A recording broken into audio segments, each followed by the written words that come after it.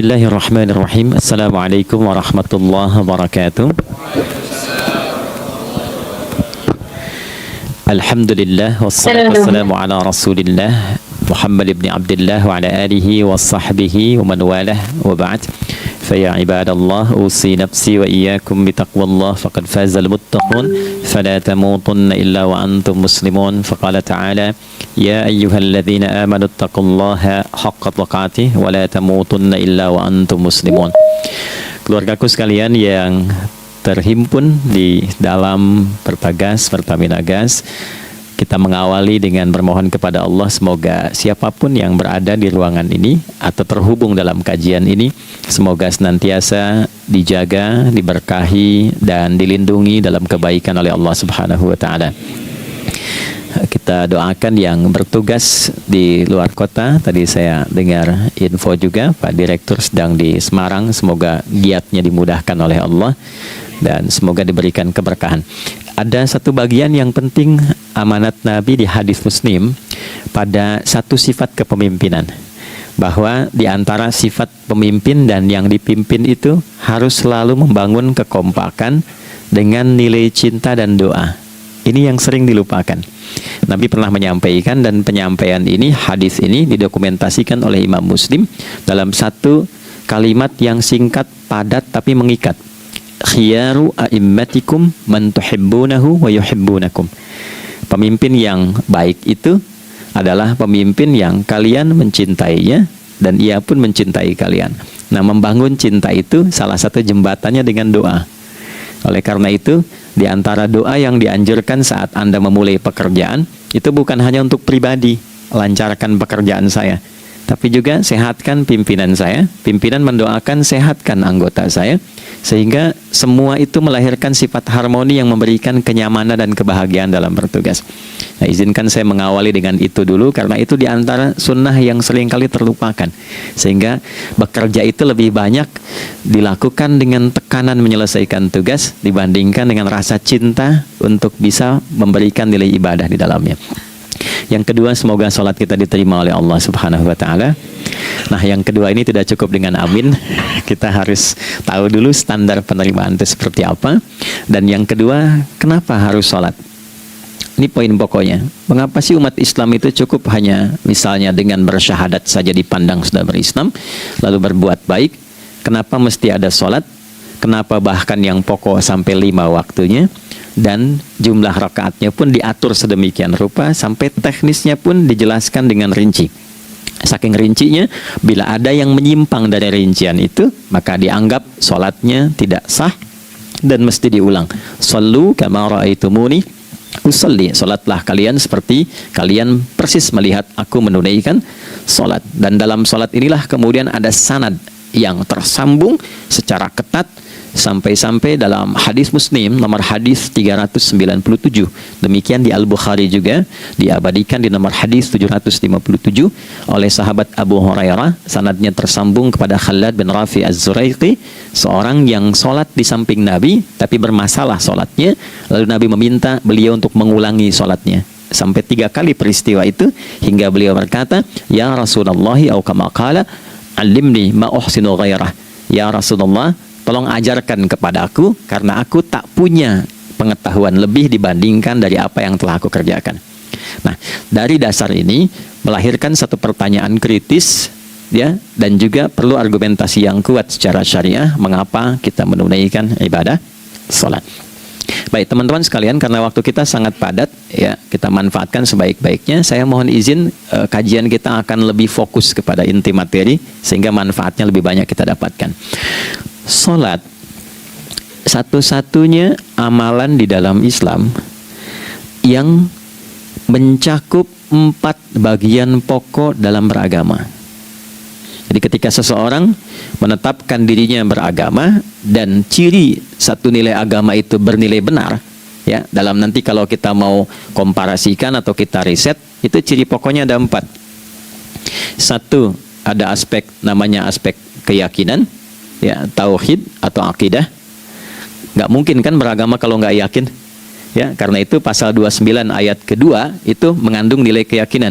Negara menjamin kemerdekaan tiap-tiap penduduk untuk memeluk agamanya masing-masing dan beribadah menurut agama dan kepercayaannya itu. Ya, jadi nggak mungkin kita bisa menghasilkan nilai kepercayaan dan ibadah kalau tidak ada unsur keyakinan. Atau bahasa kitanya disebut dengan iman.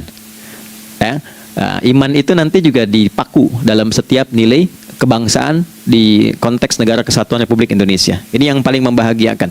Jadi mau jadi pegawai apapun itu syarat, ya, salah satu syarat yang melekatnya beriman dan bertakwa kepada Tuhan Yang Maha Esa, gitu kan?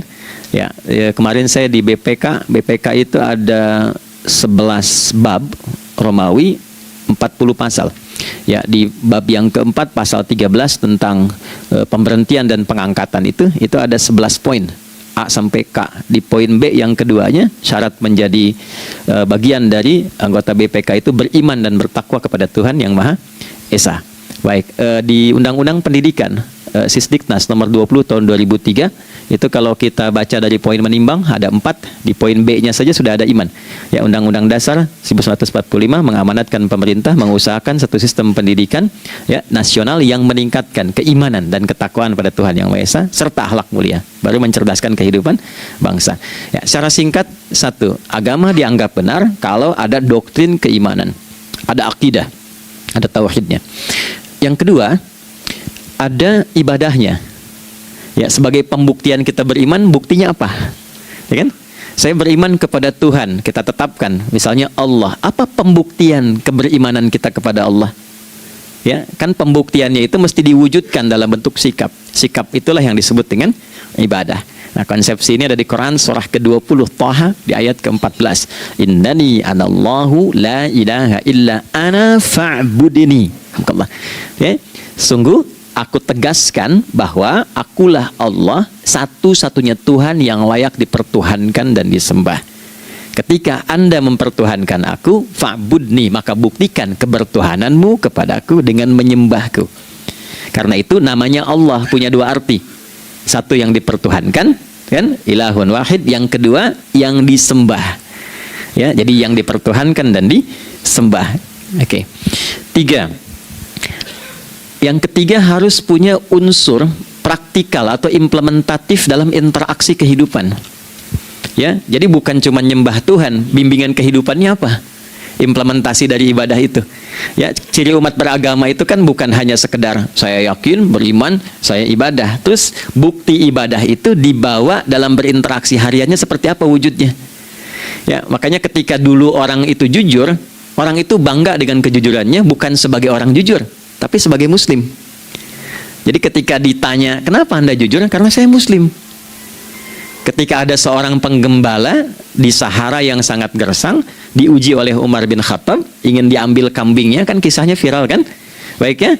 Oh, tapi ini bukan punya saya. Bilang aja pada tuan Anda, kalau kambingnya hilang satu dimakan serigala. Lantas di mana Allah? Jawaban itu yang menggetarkan kepada jiwa. Jadi kebenaran yang diungkap dengan sikap kejujuran itu implementasi nilai beragama. Nah, jadi praktek ibadah ada di muamalah.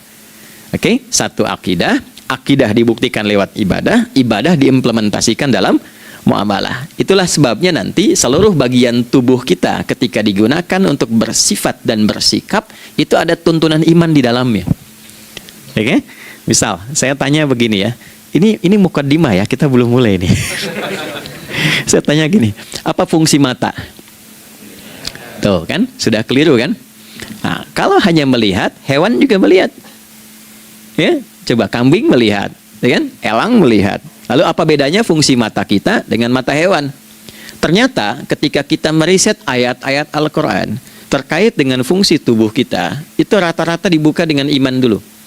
Quran surah 24, surah Cahaya, ayat 30 untuk laki-laki, 31 untuk perempuan. Qul lil mu'minin, ya Muhammad katakan, viralkan pada pria-pria yang menyatakan dirinya telah beriman. Yaghuddu min absarihim, gunakan pandangannya itu yang dibimbing oleh imannya untuk melihat yang baik saja menurut standar imannya. Jadi kalau menurut imannya tak baik, gak boleh dilihat. Karena itu ketika Anda sudah mengatakan asyhadu an la ilaha illallah, asyhadu anna Muhammad Rasulullah, kalimat itu dari lisan turun ke hati, itu jadi cahaya ke bagian tubuh kita. Makanya ketika Anda melihat, itu ada cara pandang tertentu yang dibimbing iman, standarnya beda dengan tanpa iman. Kalau nggak ada iman, semua mungkin terlihat. Tapi ketika ada iman, hati kecil Anda akan bicara, ini nggak baik. Palingkan. Nah, memalingkan dari yang tak baik menurut iman, itu namanya ghaddul basar. Oke, perempuan juga begitu, setara. Wa kullil mu'minati yaghdudna min absarihinna. Dan katakan pada setiap perempuan yang menyatakan dia beriman, maka gunakan pandangan itu dengan bimbingan imannya. Ketika tak baik menurut imannya, palingkan. Ya, Anda lihat kajian di YouTube, terus ada iklan kan? Nah, terus menurut standar iman nggak bagus, itu otomatis akan nggak suka itu. Ya, pasti dipalingkan. Ya, Anda kalau naik pesawat tuh ya, tugas keluar tuh, pertagas tugas keluar. Kalau pramugari lagi demo tuh yang dilihat pramugarinya apa demonya tuh. Nah, iman itu akan bekerja di situ tuh. Ya, palingkan tuh.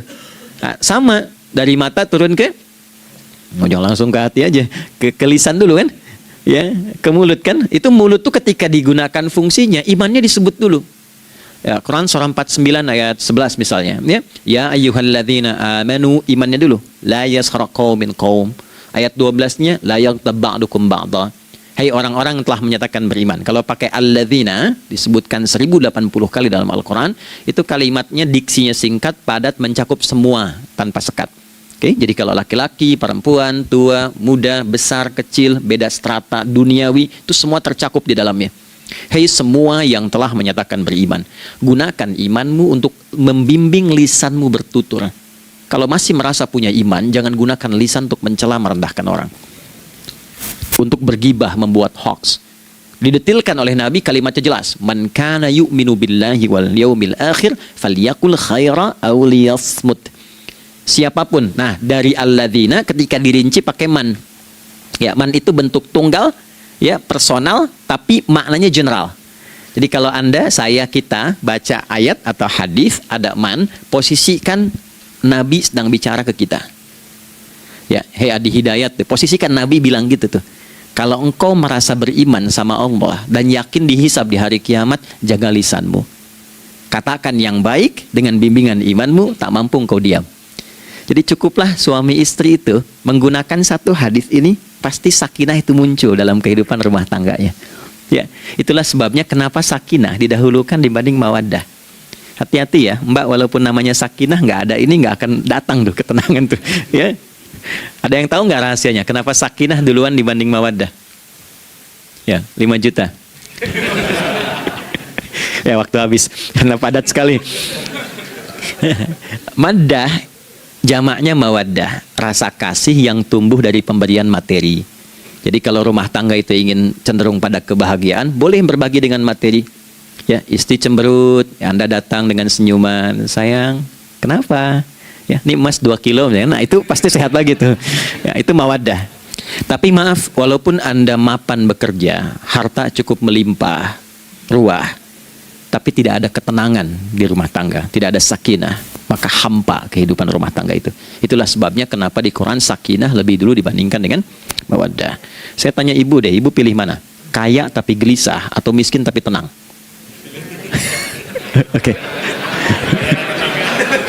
Saya paham itu. Suami juga sepakat semuanya. Artinya apa? Kita nggak bisa menghilangkan unsur ketenangan. Oke, itu hanya pembuktian argumentatif ya, supaya kajiannya lebih kepada argumen. Jadi ada akidah terkorelasi dengan ibadah, implementasinya di aspek muamalah. Nah, nanti cara bermuamalahnya diatur lewat akhlak namanya. Bagaimana bermuamalah yang baik? Kan Anda, maaf ya, berekspresi kepada pimpinan dengan kawan kan berbeda. Oke, kepada orang tua dengan anak kan lain. Nah, yang mengatur interaksi kita sehingga terjalin harmoni yang baik, itulah yang disebut dengan akhlak. Nah, 4 poin inilah yang menjadi inti dakwah Nabi SAW ketika diutus oleh Allah Subhanahu wa Ta'ala. Memastikan 4 ini bisa optimal kita lakukan dalam kehidupan. Bonusnya yang kelima, selalu meningkatkan inovasi sehingga selalu mendapatkan hal baru dalam kehidupan. 5 ini digabungkan di Quran surah kedua Al-Baqarah di ayat 151. Kama arsalna fikum rasulam minkum yatslu alaikum ayatina. 1. Oke, wa yuzakkikum. 2, akhlak. Wa yuallimukumul kitaba. 3, wal hikmah. 4, 5, wa yuallimukum ma lam takunu ta'lamun. Kelima-limanya ini digambarkanlah dalam bentuk ibadah yang melatih kita sebagai pondasi awal menuju dan memantapkan 5 hal ini, yaitu sholat. Itulah sebabnya kenapa sholat yang pokok dilakukan 5 waktu dalam sehari untuk mewujudkan 5 hal ini dalam kehidupan, dan satu-satunya ibadah yang mengumpulkan 5 aspek ini dalam prakteknya hanya sholat. Hanya sholat. Oke, mari kita detilkan, kita rinci, dan di sini kita akan mulai kajian kita. Yang tadi mukadimah ya. Baik, kita punya 30 menit. Wah, padat sekali. Bismillahirrahmanirrahim. 1. Sholat adalah perwujudan iman seorang hamba. Karena itulah kalimat sholat pertama kali disebutkan dalam Al-Quran, itu letaknya setelah kalimat iman. Al-Baqarah ayat 3, alladzina yu'minuna bil ghaibi wa yuqimunas sholat. Orang-orang yang telah menyatakan beriman dan konsisten menjaga imannya. Beda alladzina amanu dengan yu'minun. Amanu telah beriman, tapi kalau dia komitmen dan konsisten terus menjaga imannya sampai saat dia berpulang pada Tuhannya, maka berubah nanti bentuknya. Kalau di bahasa Arab jadi mudhari'. Kalau di bahasa Inggris kan tuh punya 3 arti, present, continuous, and future. Jadi kalaupun sekarang terus berlangsung sampai masa depan pun saya tetap akan beriman. Nah, pembuktian untuk menjaga iman itu pembuktian utamanya pada sholat. Itulah sebabnya satu-satunya amal ibadah dari rukun Islam yang 5 itu, ya, satu-satunya amal ibadah yang disebut iman dalam Al-Quran hanya salat. Teman-teman boleh buka Quran surah kedua Al-Baqarah di ayat 143. Ya, di pertengahan ke ujung ayatnya. Saya percepat. Wa ma kana Allahu liyudhi'a imanakum. Dan Allah nggak akan pernah menyia-nyiakan salat seseorang yang dikerjakan karena imannya. Ayat ini turun, ketika ada terjadi pergantian arah kiblat dari yang tadinya semula ke Masjidil Aqsa, lalu berputar 180 derajat beralih ke Masjidil Haram. Nabi sedang berada di luar Madinah. Madinah tempo dulu wilayahnya nggak seluas cakupan sekarang. Oke, kalau diilustrasikan area sekitaran Masjid Nabawi sekarang itulah Madinah lah. Di luar itu sudah di luarnya. Nah, Nabi sedang sholat, riwayatnya banyak menyebutkan, ada yang mengatakan zuhur, ada asar, ada maghrib. Di pertengahan itu turunlah Al-Baqarah ayat 144. Qad nara taqalluba wajhika fis sama' falanuwalliyannaka qiblatan tardaha fawalli wajhaka syatral masjidil haram. Maka berputarlah dengan turunnya ayat ini 180 derajat menghadap ke arah Masjid Al-Haram. Problemnya adalah ketika Nabi dan pengiring beliau kembali ke Madinah, area Masjid Nabawi, kan nggak semua masyarakat ikut. Maka virallah informasi itu bahwa kiblat telah beralih ke kiblat awal, yaitu Ka'bah Al-Musyarrafah. Maka penduduk panik pada saat itu. Status sholat kami yang tadi dikerjakan bagaimana? Karena sudah nggak bisa diulang, sudah pindah waktu. Maka turunlah kemudian firman Allah yang Al-Baqarah 143 itu, wa ma kana Allahu liyudhi'a imanakum. Karena engkau mengerjakan sholat itu dengan imanmu, maka Allah nggak menyia-nyiakan imanmu itu. Maksudnya apa? Walaupun arah kiblatnya tidak tahu mengarah kepada sisi yang belum berubah, tetap dihitung pahalanya sempurna karena imannya. Gitu. Nah, ini nanti yang menjadi landasan turunnya Al-Baqarah ayat 115. Walillahil masyriq wal maghrib fa aynama tuwallu fathamma wajhullah. Kalau Anda sedang tugas nanti di lapangan, lalu sulit menemukan arah kiblat. Aplikasi susah karena sinyal nggak masuk misalnya. Oke, kemudian juga matahari agak remang-remang sehingga sulit untuk terlihat patokannya. Maka dengan keyakinan, dengan iman itu, menghadaplah ke arah yang kita yakini, maka berlakulah Al-Baqarah 115. Di saat itu diterima amal ibadah kita sama dengan yang menghadap kiblat dengan dasar imannya. Oke, nah pengertian terbaliknya, mafhum mukhalafahnya, maka Nabi mengatakan, al-farqu bainal mu'min wal kafir tarkus shalah. Beda antara orang yang beriman dengan yang belum beriman adalah pada sholatnya. Jadi kalau ada orang mengatakan sudah beriman dan tidak menunaikan sholat, ini artinya keimanannya belum diakui sepenuhnya oleh Allah Subhanahu wa Ta'ala. Jelas ya? Halo, kenapa sedih begini? Maaf, saya terlalu cepat nggak? Enggak ya? Baik. Jadi dalam poin ini penting pembedanya di sholat. Itulah sebabnya kenapa dari kecil kan, usia sekian, dari mulai 3 ke arah 7 tahun contohkan, ya orang tuanya sholat bentangkan sejadah. Kalau bisa, kalau anak sudah mulai suka tuh kasih model sejadah yang anak-anak sukai bentuknya. Ya, dulu ada anak saya senang model mobilan, saya tidak sebutkan supaya tidak endorse gitu ya. Dikasih sejadah dengan pola itu, dia senang tuh ikutin. Kita nggak minta sholat, dia datang sendiri. Ya, nanti setelah mulai 7 tahun kan baru diajarkan dengan baik, diajak ke masjid kalau yang laki-laki. Demikian seterusnya. Ya, mengapa dari awal dituntun seperti itu? Untuk memberikan sebuah penguat bahwa penjagaan iman dimulai dari sejak dini. Ya, tapi di Indonesia saya perhatikan kelasnya sudah advance. Ya, TK sudah manasik gitu. Okay. Itu satu ya. Karena nanti kalau Nabi bilang begitu artinya akan terjadi orang mengatakan beriman tapi tidak sholat. Ya, makanya keras dari awal Nabi katakan bahwa pembeda antara orang yang beriman dengan yang baru klaim beriman itu pada sholatnya. Ya, pada sholatnya. Mengerjakan sholat maka sah status imannya, tidak menunaikan sholat maka bermasalah imannya. Itu poin yang pertama. Yang kedua teman-teman sekalian, ibadah. Kita lanjut ya. Sholat adalah bagian pokok terpenting dari ibadah. Nah, di sini kita akan mulai membuka sedikit rahasia terkait dengan aspek ibadah ini. Teman-teman sekalian, ternyata sholat ini ketika oleh Allah diturunkan dalam Al-Quran, dalam konteks penunaian ibadah, bukan berarti hanya mengkoneksikan atau mengkorelasikan hubungannya dengan iman saja, bukan. Karena saya beriman, saya buktikan ibadah nyembah Allah lewat sholat.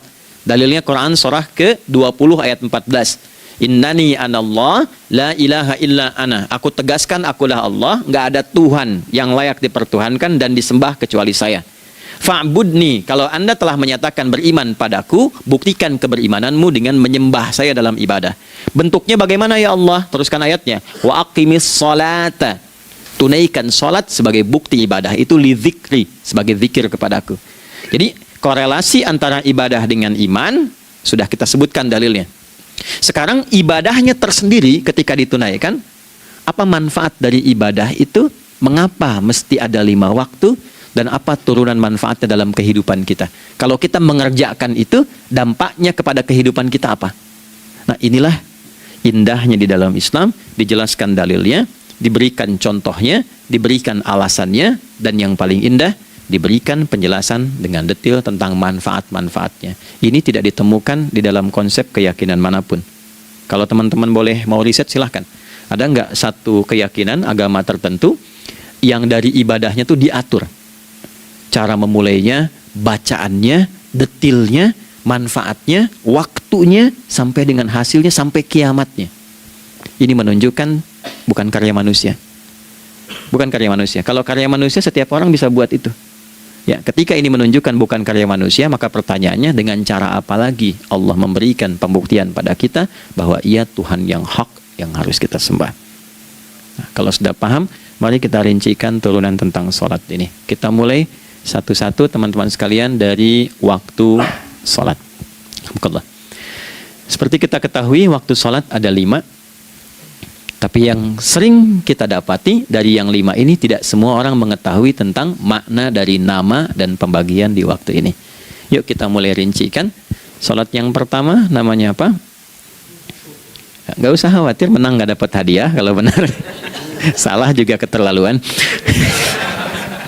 Oke, 1 subuh. Dia satu-satunya nama sholat yang punya 2 nama ya, subuh dan fajar. Oke, Pak Fajar, Pak waktu sholat. 2 zuhur. 3 asar. 4 maghrib. 5 isya. Oke, rumus hitungannya 24 434 ya. Rumus bilangannya 24 434. Kalau mau tanya nomor koneksi dengan Allah 24 434, 2 subuh, 4 zuhur, 4 asar, 3 maghrib, 4 Isya. Oke, pertanyaannya, apa artinya nama itu? Selama ini jangan-jangan kita hanya tahu namanya tapi tidak memahami maknanya. Itu poinnya. Oke, sekarang mari kita mulai. Izin saya tidak punya kemampuan untuk menuliskan, ya, karena memang saat ini terbatas. Tapi kalau diperkenankan bisa kita coba uraikan sedikit. Baik. Ya, bismillah, jazakallah khair. Mohon fokus baik-baik karena waktunya tinggal 21 menit lagi. Izin saya pastikan dulu ya supaya terlihat dengan baik. Ibu kelihatan di sana? Bagus. Bagus ya. Saya kira tuh hanya di Sumbawa Barat. Ternyata di Pertagas pun perempuan-perempuannya imannya luar biasa. Maksudnya belum saya tulis sudah kelihatan. Imannya luar biasa. Oke, kita mulai dari yang pertama ya, 5 waktu sholat. Kita mulai dari 1 dulu. Subuh, teman-teman saya turunkan dulu ya. Izinkan saya tulis pakai bahasa Arab dulu supaya gampang. 1, dia punya 2 nama. Yang ke Arab ya. Kalau yang gini angka Hindi. Anda yang di admin di komputer pasti tahu. Ada Fajr. Kata subuh ditemukan di Al-Quran surah ke-81 At-Takwir ayat 18. Kalau keliru tolong diingatkan. Was-subhi idza tanaffas. Quran surah 81 ayat 18. Ya. Nggak usah di ilmu utak-atik ya. Oh ini kenapa 81 kalau dibalik 18? Itu cocok logi. Ya, abaikan aja itu. Ya. Fajar agak banyak di Quran terkait dengan nama salatnya ada di Quran surah ke-17 di ayat 78. Aqimis salata liduluki syamsi ila ghasaqil laili wa Qur'anal fajr. Inna Qur'anal fajri kana masyhuda. Yuk kita mulai ke maknanya dulu. Ingat rumusnya ya.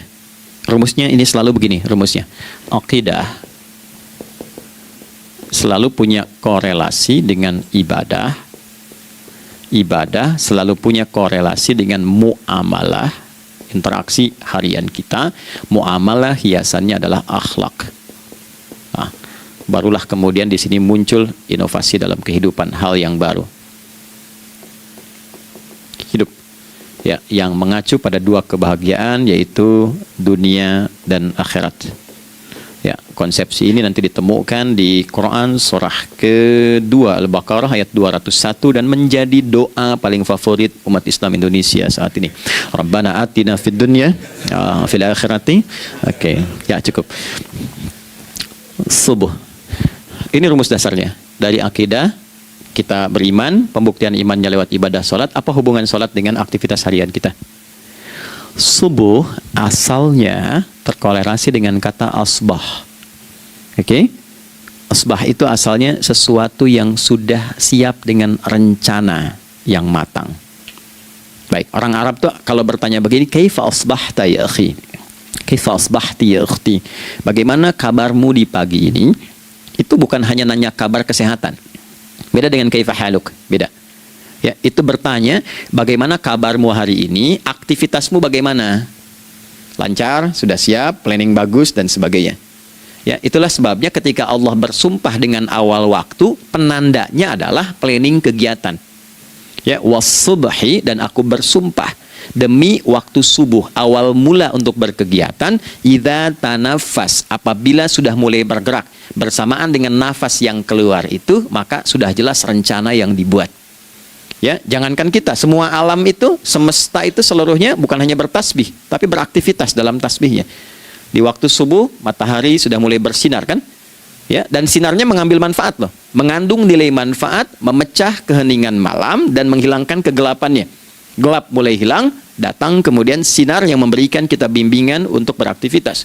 Tumbuhan dimulai waktu itu sudah mengeluarkan oksigen, menyerap karbon dioksida. Saya waktu di Utrecht, di Delft di Belanda, ya, saya coba ingin membuktikan, kan adzan nggak terdengar keluar ya. Jadi sebelum waktu subuh itu saya keluar, kebetulan flatnya waktu itu dekat area hutan yang agak rimbun, enak gitu, udaranya bagus. Itu sebelum subuh terasa karbon dioksida.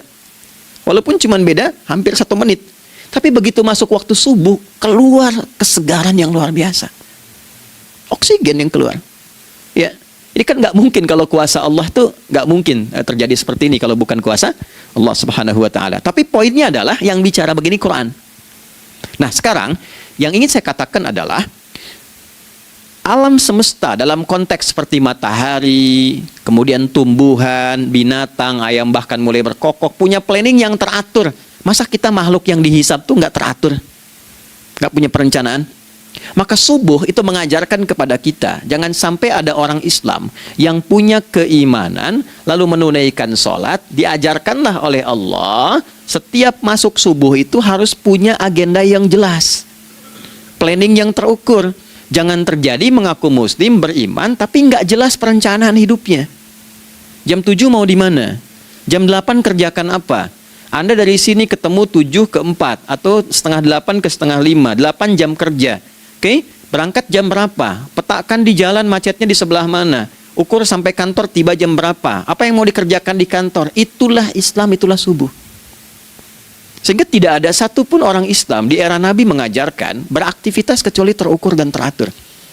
Bahkan Nabi memulai itu evaluasinya di malam hari. Sehingga turun di antara surah Al-Insyirah itu ada ayat yang tegas mengatakan di ujungnya, فَإِذَا فَرَغْتَ فَانْصَبْ. Evaluasi yang telah berlalu di malam hari. Evaluasinya menyeluruh sampai ke zikirnya. Dicatat nih. Ya, aku hari ini secara spiritual itu, mohon maaf, sholat jamaahnya berapa waktu tuh? Dari 5. Oke? Misalnya dari 5 itu cuma 4, berarti koreksi ada yang kurang. 1. Ya. Yang kedua, secara intelektual sudah berapa bacaan yang dibaca saat ini? Ilmu yang ditingkatkan, mensyukuri anugerah akal dan sebagainya. Bekerja sempurna enggak? Turunkan ibadahnya bagaimana? Ketika ada yang kurang, istighfari. Ya, sebagai seorang ayah, ada nggak sesuatu yang salah yang dilakukan belum sempurna? Sebagai seorang ibu, anak dan sebagainya, istighfar. Itulah sebabnya sebelum tidur Nabi ajarkan istighfar. Yang kita tahu 70 kali kan, 100 kali. Yang saya tanya, 1 ke 70 itu istighfar apa saja? Apakah hanya bilangan di lisan? Atau dari lisan diingatkan oleh pikiran, ditembuskan ke hati? Istighfar sebagai seorang ayah yang kurang maksimal melihat anak dengan baik. Anda boleh punya jabatan di kantor, boleh direktur, boleh manajer, boleh macam-macam. Tapi ketika Anda pulang, Anda seorang ayah. Saya di Timur Tengah disebut syekh, di sini dipanggil kiai, dipanggil ustadz. Pulang ke rumah, anak saya nggak kenal itu semua. Anak saya nggak peduli itu semua. Belum pernah seumur-umur saya mengajar, lalu saya pulang, anak saya menunggu depan pintu dan memanggil kiai. Tidak ada.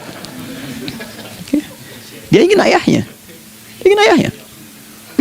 Kenapa nggak kita hadirkan istighfar pertama kita itu karena kita kurang perhatian? Kurang perhatian kepada anak misalnya. Saya kalau pulang tengah malam dan semua tertidur, saya lihat satu-satu. Perbaiki cara tidurnya, doa, lihat satu-satu, minta ampun sama Allah. Dan ya kadang sebelum mengalirkan air mata kita nggak bisa tidur karena nggak tahu nanti ketemu lagi nggak di akhirat tuh. Itu poin yang paling penting. Nah, jadi istighfar pertama itu untuk diri kita ketaatan pada Allah, untuk diri kita sebagai anak pada orang tua, sebagai suami punya tanggung jawab istri atau sebaliknya, demikian seterusnya. Nah, itu kalau sudah kita bisa lakukan, dievaluasi, direncanakan besoknya. Fa idza faraghta fansab, direncanakan lagi yang berikutnya, besok mau ngapain, tulis malam. Kalau kita biasakan begitu, tidurnya enak. Karena nggak ada beban, damai hidupnya. Dengan teman damai kalau ada perselisihan sebelum tidur. Ya. Jadi nggak ada orang mengigau itu masalah-masalah kehidupan dunia yang belum tuntas. Ini dunia saat terjaga bermasalah, saat tidur pun masih bermasalah. Gara-gara kamu nih, kapan istirahatnya? Ya. Nah, ketika kita bangun dari subuh itu, maka rencana yang sudah kita siapkan itu, teman-teman sekalian, dibawa menghadap Allah supaya minta kemudahan, minta kelancaran, minta pendampingan, minta bimbingan. Itulah sebabnya kita dipanggil sholat di awal waktu, supaya rencana yang sudah kita siapkan itu minta taufiknya, persetujuan dan perlindungan dari Allah. Inilah yang menjadikan rahasia umumnya para sahabat memulai berkegiatan sejak dari masjid. Teman-teman boleh riset deh hadis-hadis tentang sholatnya sahabat dan kaitannya dengan syuruk dan pekerjaan. Rata-rata memulai dari masjid. Mereka tungguin, evaluasi, begitu siap, syuruk, minta sama Allah, berangkat. Saya mau kasih satu rahasia ya. Boleh jadi ijazah, tapi ini diantara kita aja ya. Anda boleh lakukan, berangkat ke masjid itu dengan baik, Terus minta misalnya, ya Allah, kau perintahkan aku untuk berikhtiar, sekarang aku lakukan. Kau perintahkan aku untuk merencanakan, sekarang aku ikhtiarkan. Mohon lindungi, mudahkan, dan berikan bimbingan terbaik untuk mendapatkan hal yang wajar, halal, baik, dan kau ridhoi. Anda berangkat. Pulang, sebelum nyampe rumah, mampir dulu ke masjid. Masjid terdekat dari rumah aja. Sholat 2 rakaat, situ. Ya, sholatnya bisa sholat wudhu, tahiyatul masjid, dan sebagainya. Setelah itu pulang. Doa dulu habis sholat, ya Allah, aku telah berikhtiar seperti apa yang telah engkau perintahkan. Sekarang aku memohon rizki darimu seperti apa yang telah engkau janjikan. Kalau dengan semua ikhtiar ini belum cukup menurunkan rizki darimu, maka mohon tunjukkan padaku saat ini dengan cara apa lagi aku mesti berikhtiar. Oke? Silahkan Anda pulang dengan suasana itu ke rumah dan lihat apa yang terjadi. Rasakan bedanya, bedakan rasanya, dan pasti terasa bedanya. Gak ada kesan yang lain pada jiwa. Jadi yang dibawa ke rumah itu bukan aura kantor, bukan aura jalan yang macet, tapi ada ketenangan, kenyamanan, dan kenikmatan. Kalau teman-teman mau pakai sunnah sahabat ini dalam dunia pekerjaan dan Anda lakukan, coba sehari ini saja, rasanya pasti beda. Ya, ini bagian pertama. Nah, ketika kita ingin datang menghadap Allah dan mulai membawa rencana kita, kan perlu isyaratnya kan, kapan dimulai?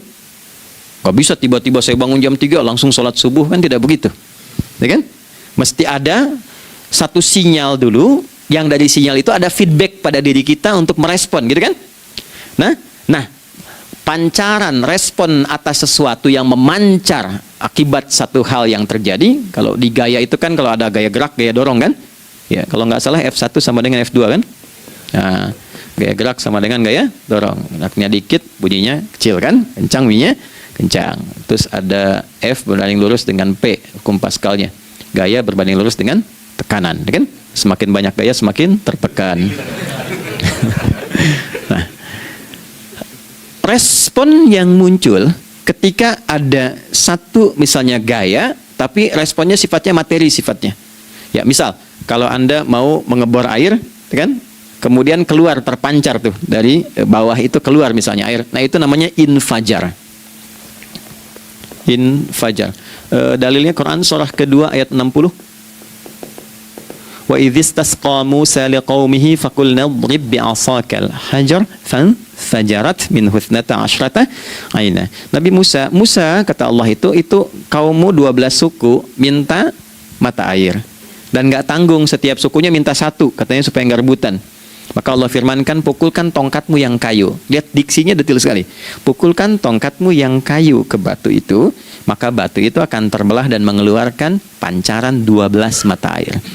Okay? Tongkat kayu dipukulkan ke batu, batunya yang hancur. Karena Musa seorang nabi, gitu kan? Anda punya tongkat emas, pukulkan ke batu, maka keluar 12 air mata. Gitu ya? Nah ini, infajar. Kalau respon yang keluar itu respon buruk. Misal, dalam nafsu, kan suka ada trigger ya, yang memancing respon, terus nafsu keluar kan? Ya, apa saja itu? Lihat gambar yang nggak bagus, nafsu keluar, gitu kan? Lihat sendal bagus, nafsu keluar, macam-macam ya. Nah, itu fujur namanya. Fujur. Hurufnya masih sama, cuma bentuknya berbeda. Fa, jimnya masih ada waw, ada ra-nya. Fujur. Quran surah 91 di ayat 7 sampai 10. Wa nafsi wa ma sawwaha fa alhamaha fujuraha wa taqwaha. Fujur tembus ke nafas, nafas memerintahkan yang buruk disebut su. Nafas ketemu su jadi nafsu. Makanya nama lain fujur itu nafsu. Dalilnya Quran surah 12 ayat 53. Wa ma ubarri'u nafsi innan nafsa la'ammaratun bisu. Ya, la'ammaratun bisu'i illa ma rahima rabbi. Oke, nafas ketemu su. Teruskan. Tapi kalau pancarannya pada sifat yang baik. Oke? Membelah sesuatu yang gelap menjadi baik, terbuka, memancarkan respon panggilan yang baik, maka berubah katanya menjadi fajar. Oke? Matahari diperintahkan oleh Allah, diperintahkan membelah kegelapan malam. Keluarlah sinar pertamanya, disebutlah fajar. Kenapa? Karena ada respon kebaikan keluar darinya. Baik, perhatikan baik-baik Quran surah kedua ayat 187. Wa kulu washrabu hatta yatabayyana lakumul khaytul abyadu minal khaytil aswadi minal fajar. Itu untuk matahari. Kita lagi tidur enak-enak, sudah nyiapin rencana malam-malam, tiba-tiba ada panggilan, Allahu Akbar, Allahu Akbar. Itulah tandanya hati kita mengkonfirmasi iman kita dalam diri kita. Cepat, sudah adzan. Pernah begitu? Nah, konfirmasi itulah dalam bahasa lain yang disebut dengan fajar namanya. Datang. Jadi waktunya matahari membelah disebut dengan fajar, konfirmasinya pun disebut dengan apa? Fajar. Ya, jadi bersamaan waktunya dengan dua hal itu, datanglah panggilan. Itu yang dimaksud Quran, hubungan iman dengan konfirmasinya sampai ke sholatnya ada di Quran surah 8 ayat 2. Innamal mu'minuna, iman, alladzina idza dzukirallahu adzan wajilat qulubuhum, iman. Jadi begitu ciri iman itu ada dalam jiwa, dipanggil lewat adzan, kan? Allahu Akbar, langsung merespon, ya Allah sudah adzan. Walaupun setelah adzan ada lagi getaran, baru adzan belum qomat gitu kan. Nah, misal ya. Nah, tapi inilah fajar. Jadi maksudnya rencana Anda ini agak jarang dibahas ya. Mohon maaf, ilmu ini agak jarang. Jadi jangan Anda bilang saya bid'ah, bukan. Ya, bukunya ada, referensinya ada. Cuman karena jarang dikaji, jangan sampai kekurangan pengetahuan menghukumi yang tahu jadi salah gitu. Ini poinnya. Jadi saya kalau bahas satu masalah itu bukunya saya kumpulkan. Tafsir awal sampai akhir yang ada apa, buku-buku tentang sholat apa, baru kita keluarkan jadi bagian topik-topik tertentu yang dibahas. Problemnya ketika membahas tentang ibadah cuma dua. Satu tentang bacaan, doanya apa. Yang kedua tentang gerakan, bagaimana mengerjakannya. Yang ketiga jarang dibahas, hikmahnya apa. Padahal rumus dalam ibadah itu dalam fikih tiga-tiga mesti dipakai. Jadi Quran surah kedua ayat berapa? Ayat 129. Rabbana wab'ats fihim rasulan minhum yatlu 'alaihim ayatika, ini wa yu'allimuhumul kitaba, ini wal hikmah, ini. Barulah kita mendapatkan sesuatu yang baru. Ya. Ini wa yuzakkikum, dan di 151 Al-Baqarah wa yu'allimukum ma lam takunu ta'lamun. Jadi ini bukan ilmu yang baru, bukan, belum tahu saja. Jadi selama ini yang kita kerjakan jangan sampai terbatas pada ritualnya saja untuk mencukupkan ini. Hubungan ritual dengan ini apa gitu. Ya, jadi subuh ini mengkonfirmasi bahwa ada satu keteraturan dalam kegiatan kita. Ya, alhamdulillah. 2, siang. Oke, setelah subuh, fajar, salat apa? Zuhur. Oke, saya tanya pada Anda, zuhur itu artinya apa? Sudah, cukup katakan wallahu a'lam. Waktunya terbatas ya. Nah, sahabat ditanya nggak tahu wallahu a'lam. Anda sahabat bukan, tabi'in bukan. Zuhur. Waktu tinggal 4 menit lagi. Oke, teman-teman, kalau kita jeli, ini kan sholat dikerjakan di siang hari kan? Siang itu bahasa Arabnya nahar. Naharun itu siang. Tapi kenapa sholatnya zuhur? Kok nggak sholat nahar gitu? Ya, lohor, ini paksain tuh. Zuhur, lohor. Ya. Terus sore, biar nyambung cepat. Sore bahasa Arabnya kan masa. Masa al-khair, selamat sore. Kenapa kau sholatnya asar? Kok sholatnya namanya asar? Oke? Maghrib, isya. Isya kan malam kan? Kenapa nggak lail? Lail itu kan malam. Kalau ada yang istimewa di malamnya, itu lailah namanya. Makanya ketika turun Al-Quran disebut Lailatul Qadar. Karena malamnya istimewa. Beda, lail dengan lailah itu beda. Lail itu waktu malam, lailah ada yang istimewa di malam itu. Ya. Jamaknya lail, layali, lela, lili, lala, itu malam. Ibu lili, ibu malam-malam. Ya. Zuhur artinya jelas, terang. Ada idhar, dibaca dengan jelas, terang, nggak boleh dengung. Man amana, itu kan? Ya, min husni, harus jelas. Ya, ada a, jelas. Zuhur kenapa disebut zuhur? Untuk evaluasi kegiatan kita dari setengah hari. Sudah jelas belum hasilnya? Ya, Anda punya rencana di sini, evaluasi di siang. Jelas gak hasilnya? Pekerjaan Anda yang sekarang diamanahkan dari pagi jam 7 sampai sekarang, evaluasi dulu. Dicek, jangan cuma ditinggalkan. Oke, saya sedang kerjain, tinggalin dulu sholat. Bukan begitu. Ketika akan sholat, Anda cek dulu. Dari ke siang itu tengah hari, bagaimana hasilnya? Ada yang perlu disempurnakan gak? Ya. Ketika ide-idenya mulai mentok, ada yang belum selesai, datang dulu sholat, tenang lagi. Saat tenang itulah dirumuskan kembali pelan-pelan. Kan lumayan dari jam 12 sampai jam 1. Diisi dengan baik, dilihat. Itu baru dunia ini. Kan kita ngejar ini juga. Karena nanti ayat 200-nya, ada yang cuma ngejar ini. Wa minan nasi may yaqulu rabbana atina fid dunya. Bukan, kalau nggak hafal diam aja. Wa minan nasi may yaqulu rabbana atina fid dunya wa ma lahu fil akhirati min khalaq.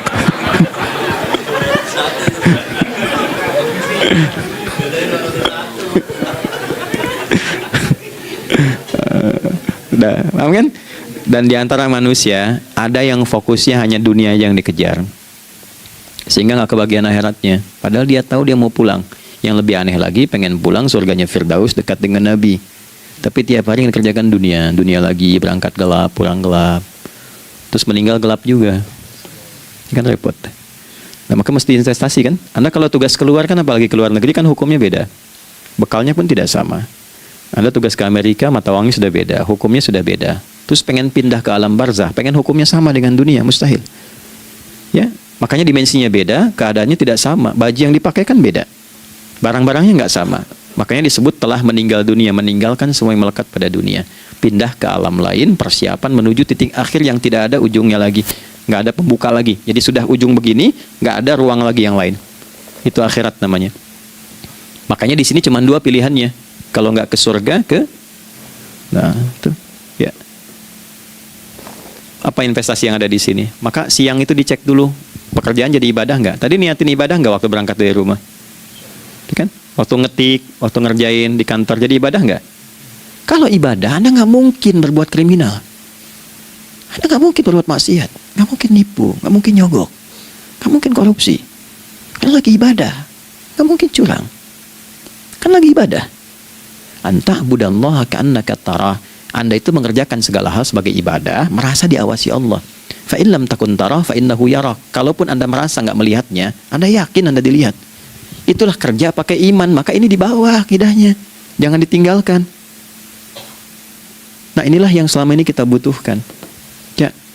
Inilah yang melahirkan nilai etik, makanya adanya dalam jiwa. Takwa itu kan dalam jiwa, melahirkan etos. Etos mendorong kepada logos, logos melahirkan patos, kepantasan dalam bekerja. Jadi Anda sekuat apapun ilmunya, kalau nggak punya etos, itu rusak. Jadi tidak cukup akal sehat. Jiwa yang sehat itu lebih penting.